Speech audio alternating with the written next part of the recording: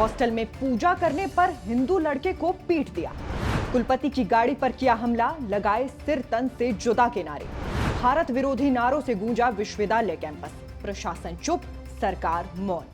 क्या आपने कभी सुना है कि किसी छात्र को बेरहमी से मारा जाए, गाड़ी से घसीट कर मारा जाए, हॉस्टल से घसीट कर मारा जाए और फिर उसी छात्र के खिलाफ एफआईआर दर्ज कर ली जाए? अगर नहीं सुना तो अब सुनिए। मामला हिमाचल प्रदेश की अर्नी यूनिवर्सिटी का है, जहां समुदाय विशेष के गुंडों के द्वारा एक छात्र को पहले तो बेरहमी से मारा गया, फिर इन गुंडों ने विश्वविद्यालय में बवाल काटा, देश विरोधी नारे लगाए और बाद में स्थानीय पुलिस ने उत्पाती छात्रों के साथ मार खाने वाले छात्र के खिलाफ भी क्रॉस एफआईआर दर्ज कर ली। तो फिर क्या है अर्नी यूनिवर्सिटी में लगे देश विरोधी नारों का सच? क्या नवरात्रों में पूजा पाठ करने को लेकर हो गया इतना बड़ा बवाल? दो मुस्लिम रूममेट के साथ हॉस्टल शेयर करना कैसे पड़ गया जान पर भारी? और किस तरह हिमाचल की इस यूनिवर्सिटी को जिहाद का अड्डा बनाने की हो रखी है तैयारी? आपको सब कुछ बताएंगे, मगर उससे पहले विशेष अनुरोध है कि वीडियो को लाइक करने के साथ शेयर भी कीजिए, ताकि ज्यादा से ज्यादा लोग इस सच्चाई को जान पाएं। अब सबसे पहले पूरे मामले में क्या आरोप लगे हैं और किस पर आरोप लगे हैं वो जान लेते हैं। पहला आरोप है सांप्रदायिक नारा लगाने का। आप इन नारों को सुनिए।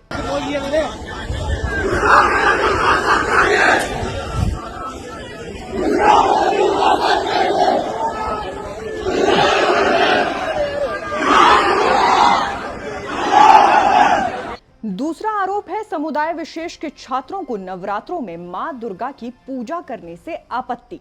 इन आरोपों पर बताया जा रहा है कि एक यूनिवर्सिटी हॉस्टल के कमरे में 3 छात्र, 2 मुसलमान, 1 हिंदू। मुसलमान नमाज पढ़ें तो हिंदू को कोई आपत्ति नहीं, मगर हिंदू जैसे ही पूजा करने लगे तो मुसलमान बुड़बुड़ करने लगते। जब हर बार पूजा में विघ्न पड़ने लगा तो हिंदू ने पूछा कि तुम्हारी नमाज के समय में विघ्न नहीं डालता तो तुम मुझे पूजा क्यों नहीं करने देते?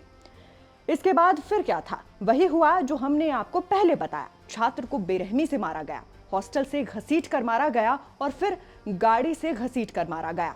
तीसरा आरोप है कुलपति की गाड़ी पर हमला करने का। छात्र संगठन एबीवीपी के प्रदेश मंत्री आकाश नेगी का दावा है कि समुदाय विशेष के छात्रों ने पहले तो एक छात्र को जमकर पीटा और उसके बाद जब कुलपति उस छात्र को अपनी गाड़ी में बैठाकर बचाकर ले जा रहे थे तो उन्होंने कुलपति की गाड़ी पर तक हमला कर दिया।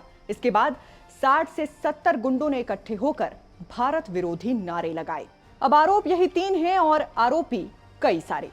छात्र संगठनों का कहना है कि अर्नी विश्वविद्यालय में कश्मीरी छात्रों की आमद ज्यादा होने की वजह से यहां का माहौल खराब हुआ है।